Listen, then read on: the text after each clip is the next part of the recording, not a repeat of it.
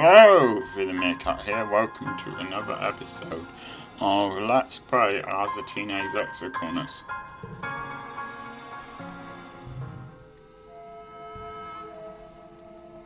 So yeah, some places here are falling apart, obviously. Other places are okay.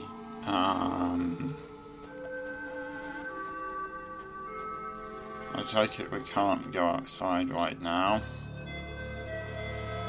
That's a shame. Alright, well, in that case, there's not a lot to do, but... No, I don't really need that. I might as well rebuild. Engineering is crammed with families and what belongings they've salvaged from the destroyed living quarters. You could spend time in your program temporary lodging in the classroom or help the adults try to fix things. Yeah, I'm not too stressed. Let's go for this. You're assigned to help out in geoponics. The agriculturists have been hard at work trying to salvage what they can of ruined fields and destroyed greenhouses, but there's still a lot of work to be done. Your dad has taken over as chief cultivator. Yeah, I don't know if I've actually ever managed to save Solana's mum. Perhaps. Well, anyway, I'm obviously not going to on this this Let's Play. So succeeding your mum was already difficult for him, and now there's this. He's never been the kind of guy to hide from hard work, but he's been pretty distant lately. Carl's working in geoponics too, of course. He smiles when he says you, "Hey Solana, there's lots of stuff to do. What do you want to work on?" It doesn't really matter. Repair the greenhouses. The geodesic domes. Miraculous prefab modular structures your parents brought from Earth were in shambles. Most of the gas and metal is beyond repair, destined for the recycler. You and Cal help clear away the debris, and when that's done, you help drape tarps over what's still standing so drifting spark snow doesn't pile up inside and affect the soil acidity. Anything that can't survive outside a climate-controlled greenhouse needs to be harvested and sent to kitchens so it can be preserved. Canning, jarring, dehydration, ancient techniques you've learned about in school but didn't think you'd have to put into practice so soon. Family visits almost every day. She says it's to pick up the day's harvest, but you know it's just so you can visit Cal. I think it's nice, those two being together. Everyone is worried that this will be the final nail in the coffin for the food supply after the famine last year. You try not to think about it too hard, instead focusing on just doing what you can to help. See, now you might have thought, okay, well if we had gone with that stuff that was making your dad ill but was at least a source of food, then we'd at least have a source of food now. But actually that doesn't work because it does eventually make everyone very ill and then start to kill people. So we did the right thing here. Again, I'm gonna I might not show some of these off.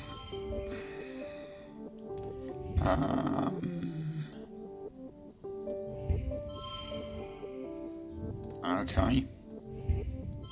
Same amount of stresses either way. Okay, I'm going to push through.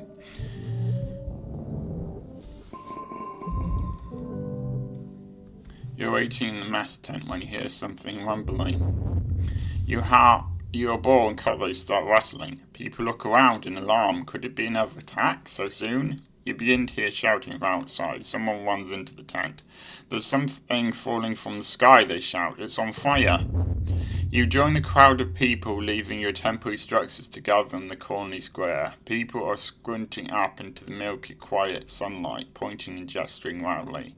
It's impossible to miss the thing hurtling towards you from space, like a great big ball of fire coming straight for you. Is this it? Is this the end? After all you've been through, a meteor is going to land in the middle of your already ruined colony and kill you all. Unfortunately, this might be another episode where it's just me reading a lot.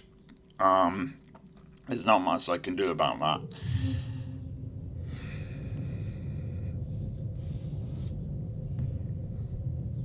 Miles grabs a sword. It's another ship, he exclaimed. Look, it's another spaceship from Earth. Excitement ripples through the crowd. Could it be? You stare up, unbelieving at the rapidly approaching ship. The flames of its entry into the atmosphere dissipate, but a thick column of greasy black smoke trails behind it. Soon you can hear the whistle of it ripping through the atmosphere at terminal velocity. That is not a controlled descent. It's an enormous ship coming at you way too fast. The ship's reverse thrusters fire, trying to slow it down so it doesn't smash into a million pieces when it hits the planet. Everyone scatters to take cover. You crouch behind some rocks, throw your arms over your head and squeeze your eyes shut. You hear the massive spaceship touch down in geoponics, playing through the fields and grinding over what was left of the greenhouses. Oh, great. Just perfect. You're thrown to the ground from the force of the impact of shrapnel and small rocks slinging past your head. It grinds along like some roaring monster cutting a great scar through the colony and picking up an enormous cloud of dust. Well, I hope you brought more greenhouses with you. Finally, the ship comes to a creaking, shuddering halt. You and the other colonists carefully crawl out of your hiding places, coughing and rubbing your eyes. The new ship is half buried and obscured by dust, but you can tell it's from Earth. You squint to make out stenciled letters. Hello, pores. The hatch opens in its side and seal rats begin to emerge. Seal rats with guns. Soldiers march out of the dust and quickly surround all of the remaining colonists. More soldiers from two parallel lines from the ship to the square form two parallel lines, their guns in parade rest, and a lone figure strides down the centre towards you. Greetings, fugitives of Earth, the man says, spreading his hands wide. A dismayed murmur ripples through the crowd. The adults exchange significant looks. Chief Engineer Instance tries to slip out of the crowd, but she's stopped by the line of soldiers. The man smiles. He has a broad, easygoing smile that doesn't match the threatening awe of the soldiers, nor the smoking ruin of the ship behind him. I'm Commander Lum, he says proudly. As captain of the Hello Paws, I've come to render aid and bring you to justice. Yeah, it might be a good idea to stay. Ellicott steps forward out of the crowd. You're not the commander of the Hello Paws, she says firmly. Where's the person I was speaking to? Commander Morikawa. Everyone is surprised. Ellicott has been in communication with this ship. For how long? I am captain of the Hello Paws, Lum repeats stubbornly, then adds, according to the chain of command, we sustained significant loss of personnel when we went through the wormhole. You can't help but notice many of the soldiers exchanged looks this time. You wonder how many people had to die before Lum became commander. As the commanding officer, Lum continues, I declare this colony to be under our protection. As such, you're all now subject to the laws of Earth. To be quite blunt, young man, it appears you need us as much as we need you, Ellicott replies primly. The Vertumnum colony, such as it is, offers our hospitality to our guests from Earth. Lum opens his mouth, but Ellicott cuts him off. Now, there's no need for this posturing. Whatever the purpose of your mission here, you'll soon learn that on this side of the wormhole, we're all human. Right now, we need each other more than we need mandates from Earth. Ellicott turns to the assembled colonists. Effective immediately, I will be stepping down as governor and turning leadership of the council to Lum of the Hello Paws, she says, smiles genially at him. I hope that will satisfy your craving for justice, at least while we get our feet under us. Judging from the number of guns on display, you don't think you have a choice in this. No one knows how to react. A new governor from Earth, nearly 100 new colonists, most of them trained soldiers. What does this mean for the colony? The crowd disperses slowly and the council members follow Lum back into their low paws, presumably to talk about the future of the colony. You hope. You track down your friends. So what do you think about these new people, Mars asks. Yeah, they probably are just going to boss us around. Tangent Nos. They don't live here, they don't know what it's like, and they're just going to swoop in and act like they're better than us. Sis hugs her arms around herself. Did you see what they're doing to Instance? The entire colony, now twice as many of you, sets to work on salvaging the records of the Hellopause, tearing it down and combining it with the Stratospheric's remaining engine section. Spirits are high, though these new colonists from the Hellopause aren't like any people you've ever met before. With their uniforms and weapons, they're more like an invading force than rescue. You aren't sure what this means for the colony, or for your own future. So yes, but at least they might have food. That's good. As the dust settles, you rebuild your colony around this new ship, the Hellopause. The new arrivals, soldiers mainly, are aloof at first. Many see you as fugitives. Yeah, it did say that some people on Earth had this idea of us as criminals. Together, you build new walls, living quarters, greenhouses, and massive bunkered garrison. The Stratos engineering wing is the only reminder of your old colony. The Hellopause bought enough rations for another 5 years, as well as a rich seed bank and working at hydroponics. Finally, an end to the slow starvation you've felt for years. They also have more guns and explosives than you've ever seen in your life. Even the ship has guns. I mean, I can understand etiquette if she thought she's talking to the right person and not this slum guy requesting help from Earth. That does make sense. Although the ship would have to have been going really, really quickly if she didn't request help almost immediately after they arrived on the colony. If it takes 20 years and this is either the technology's improved or, you know, they've been sent for pretty soon after the colony started. A full stomach, a roof over your heads, and the promise of safety convinces most Stratocolonists to accept the Helios.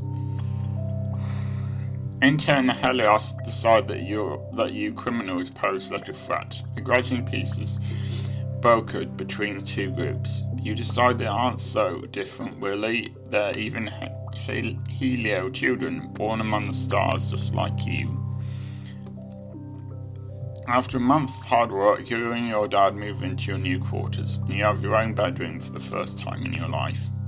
You place a picture of your mother on the shelves beside your bed.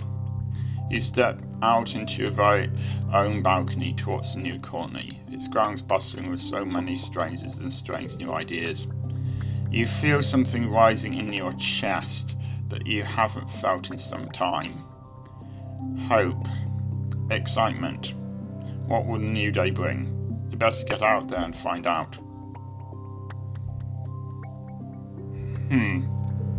Yes, let's change this to be different to the first time. And we have a log. We have a log. And we have these slightly different looking places. Cool, new person. Hey. You've seen Naomi around since Hellopause landed. They're around your waist and barely 1.5 meters tall, only coming up to your shoulder. You've never seen anyone dressed as strangely as they do. Hi. Their voice is high-pitched and quick, but mine isn't, because I suck at voice acting. I'm Naomi. It's short for nomination. They do a little twirl and bow. You introduce yourself and ask what they do for fun. Well, Naomi begins. Kind of a bit of everything. I like designing outfits and reading manga and learning about dinosaurs and cool xenofauna and robots and aliens and watching anime and playing Laser Fable, of course. Most lately I play Laser Fable. It's so fun to play it outside in the great big endless outdoors. Naomi dances in a circle, waving their arms and gesturing at your surroundings. Let's go with that. You're on. Naomi helps you to install it on a holopad and explains the rules. Laser Fable is an augmented reality game where you bounce hologram lasers off real objects nearby. It's speed-based, so you're running around and bumping into each other, and there are extended house rules about when it's legal to block each other's lasers. Okay, well, I don't have good combat, but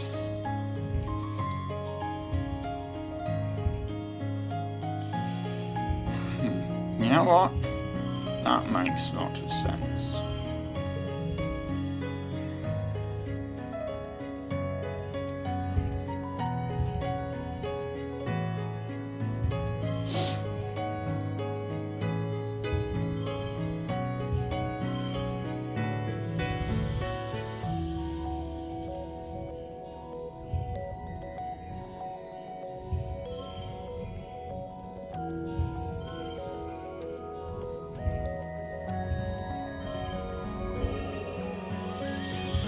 Why not? If I could get kudos, I might as well. Right on, sister. Naomi gives you a high five, then with a couple of quick flicks on their gauntlet gives you a kudos for winning. They explain this how they always play Laser Fable with the kids from the Hellosphere. Except the mostly don't want to play anymore. They say they're too old for it, they just want to be soldiers now. Except Rex, he's still cool. Okay. Yo. Colony's full of new people. Everywhere you look, you see a stranger. It's disorientating after growing up in a closed spaceship. You never expected to meet any other humans that weren't made here on Vertumna. You bump straight into one of these new people while you're jogging through the colony. Ugh. He laughs and holds you steady, busting the masonry dust off you and give you a wide fang smile. Hey, it's one of the kids from the Hellopause. You think his name is Rex. Hey, what's up? You pert cool, give him a little nod. You notice this wriggling his dog ears. They can really move independently. Pleased to meet you, he says, I'm Rex. Rex puts his hand against his cheek, looking cute and lost. Hey, since I'm new here, do you think you could help me find the construction yard? I thought I might apply for a job then. Okay, we'll take him there. I'm not really into him in that way. So, you walk over to command. Everything's moved around since Holocaust landed. The construction yard is still in command where it always was. At the entrance you meet Mars, filing her nails and looking like she's waiting for someone. Why, hello cutie, she says to Rex. Where did you come from? He looks her up and down and grins. I'm just an angel who fell from the sky, darling. You try not to gag as the two of them flirt. You give a loud and point Rex towards the construction yard. He looks back at Mars over his shoulder and winks as he leaves.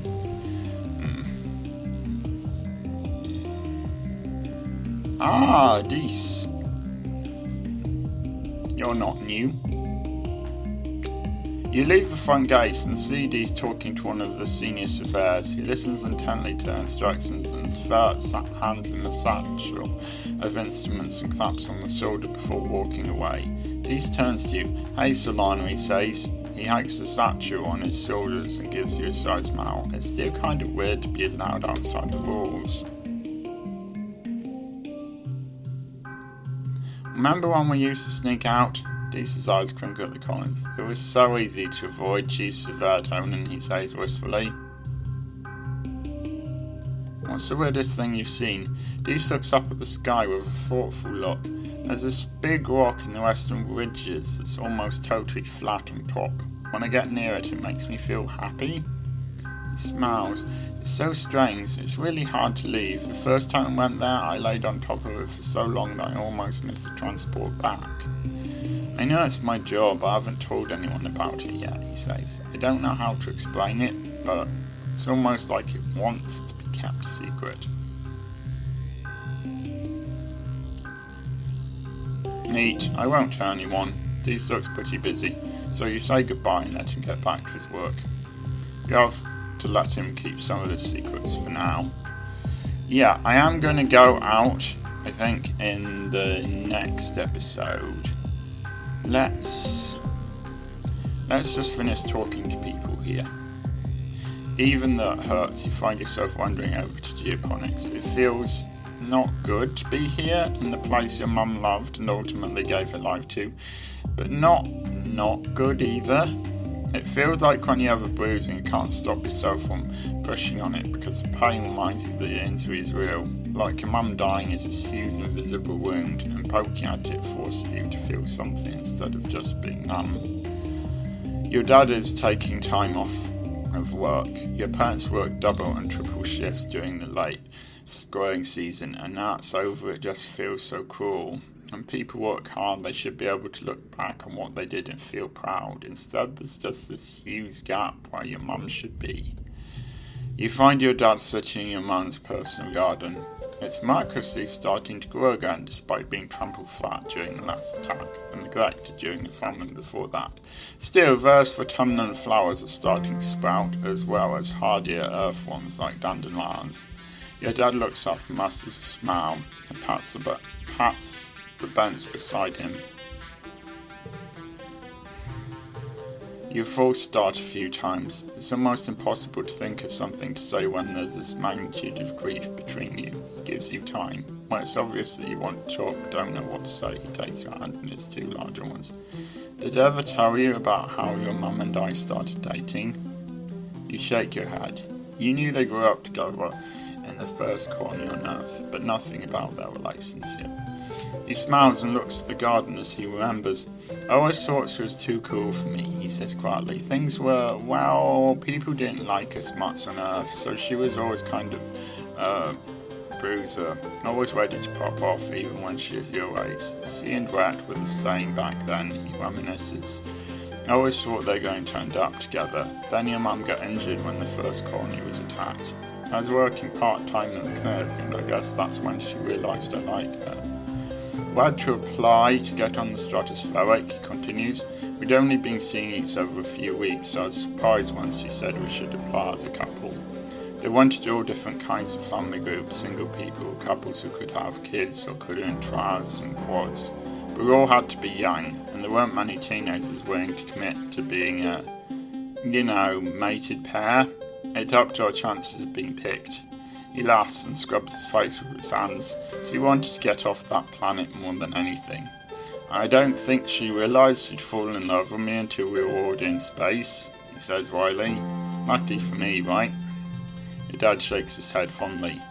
There weren't many people like your mum, kiddo. You nod, surprised to feel a tear trickle down your cheek. There's so much you don't know about her and what she is like, more than just being your mum. It's really hitting you that she was a person before you knew her, and now you'll never know her like that. There's a past you'll never fully know, just like there's a future that she never will. Your dad puts an arm on your shoulders and you sit like that for a long, long while. Okay, I'm getting pretty tired of reading this stuff out. I'm gonna end the episode there and try to get more stuff done during the next episode, not just reading. So I will see you next time.